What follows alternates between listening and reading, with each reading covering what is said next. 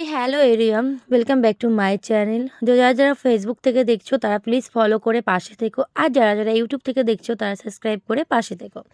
তো সকাল সকাল উঠে ওকে খাবার করে দিয়েছি, কারণ আজকে বাইরে আছে একটা পুজো। তো যাই হোক, ওকে সুজি করে ওকে খাইয়ে টাইয়ে পেটটাও না ভরিয়ে দিল, সারাদিন আমাকে বিরক্ত করতে থাকবে। তো তার জন্য ওকে খাবারটা বানিয়ে দিয়েছি সুজি। ও সুজি খেতে বেশ ভালোবাসে, তার জন্য তো এদিকে বাড়ির কাজগুলো মোটামুটি আমার হয়ে গেছে, আর মা ভাই বাজার করে নিয়ে চলে এসছে। যেহেতু আমাদের বাড়িতে আজকেও হবে মানে সেদিন ছিল বড় ঠাকুরের পুজো, শনিবার আমাদের ওইখানে বড় ঠাকুরের পুজো আর কি শনিবারে শনিবারে করে। তো যা যা লাগবে সমস্ত কিছু নিয়ে আসছে। মেন কিন্তু তালটাই মেন, তাল না হলে তো পুজোটা হবে না। তো এখানে সমস্ত কিছু বাজার টাজার করে নিয়েছে। মানে চালের গুঁড়ো, আটা, ময়দা, চিনি, গুড়। মেন প্রসাদ কিন্তু এই চালের গুঁড়ো, আটা, ময়দা, চিনি মানে দুধ দিয়েই হবে। তো এখানে ফল টলও নিয়ে এসছে মা। আমার কিন্তু বেশ ভালোই লাগে পুজোর জিনিস কেটে কুটে গোছাতে। তো এই যে দেখতেই পাচ্ছ, ভিডিওটা কিন্তু অনেকদিন আগের, তো ভাবলাম চলো আছে যখন তোমাদের সঙ্গে একটু শেয়ার করি। তো এই যে সমস্ত ফল দেখতে পাচ্ছ, সব কিছু এখানে রাখা আছে। এই যে দেখো, আমি একা হাতে সমস্ত কিছু কেটে কুটে কত সুন্দর করে সাজিয়ে দিয়েছি। তো আরেকজন বলছে এরপরে একটু ডালিম দিয়ে দে, তাহলে খুব ভালো লাগবে। তো আমি বললাম ঠিক আছে, তাহলে তুমি প্রত্যেকে একটু ডালিম দিয়ে দাও। যে সমস্ত ফল আমি কেটে রেডি করে নিয়েছি, কিছু ফল রেখে দিয়েছি, কারণ যদি লোক কম হয় আজকে মানে সেদিন ছিল অনেক বাড়িতেই পুজো, ওই জন্য কিছু ফল আমি কম রেখেছি।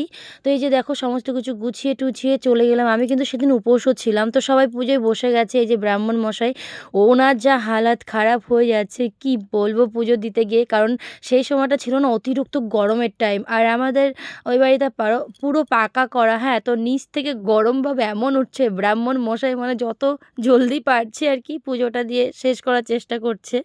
আর এই ঠাকুরের পুজো কিন্তু সাধারণত বাইরে হয়। এনার প্রসাদ-টোসাদ নিয়ে কোনো সময় ভিতরে ঢোকাও যায় না, ভিতরে যাওয়াও যায় না। যার জন্য এনার পুজোটা হচ্ছে বাইরেই করতে হয়, যেহেতু এনার নামও শনিদেব আর ওনার পুজোটাও বাইরে হয়। এনার পুজোটা করার মূলত কারণ হচ্ছে ঘরের সুখ শান্তির জন্য, মানে যেটা আমি জানি আর কি। তো সবাই ওই দিনটাই করেছিল। আমি যেহেতু ওই বাপের বাড়িতে ছিলাম ওই দিনটায়, ওই জন্য ভাবলাম তোমাদের সঙ্গে একটু শেয়ার করি।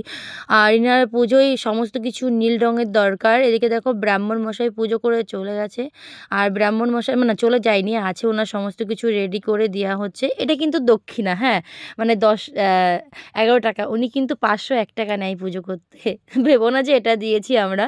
এনার বাবাও আমাদের বাড়িতে সমস্ত পুজো করতো আর কি। এনার বাবা গত হয়েছে, যার জন্য উনি এখন সমস্ত পুজোগুলো করে।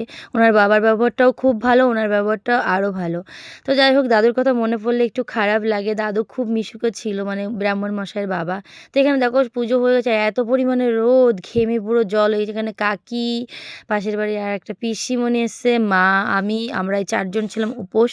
তো এই যে দেখো আমি প্রসাদটা মাখিয়েছি। সত্যি কথা বলতে নিজের প্রশংসা নিজে করতে নেই, কিন্তু প্রসাদটা দারুণ হয়েছিল। তার থেকে বেশি আলু চাল মাখাটা, ওফ! সেই টেস্ট হয়েছিল।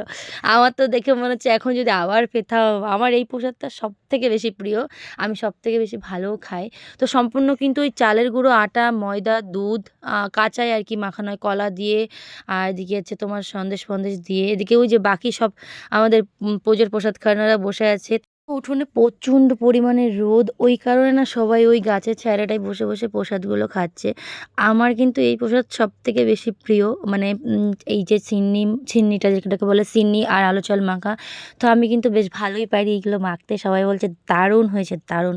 তো ওই জন্য মানে কি আর বলবো, আমার সবথেকে প্রিয় এই প্রসাদটা। কাকিকে বলছি, কাকি খেয়ে করে বলো কেমন হয়েছে। আর মা সবাইকে প্রসাদ দিয়ে দিয়ে আসছে। এদিকে দেখো ধানও মেলেছে জেঠি। তো যাই হোক, এই দেখো প্রসাদটা কেমন লাগছে ভিডিওটা বলো।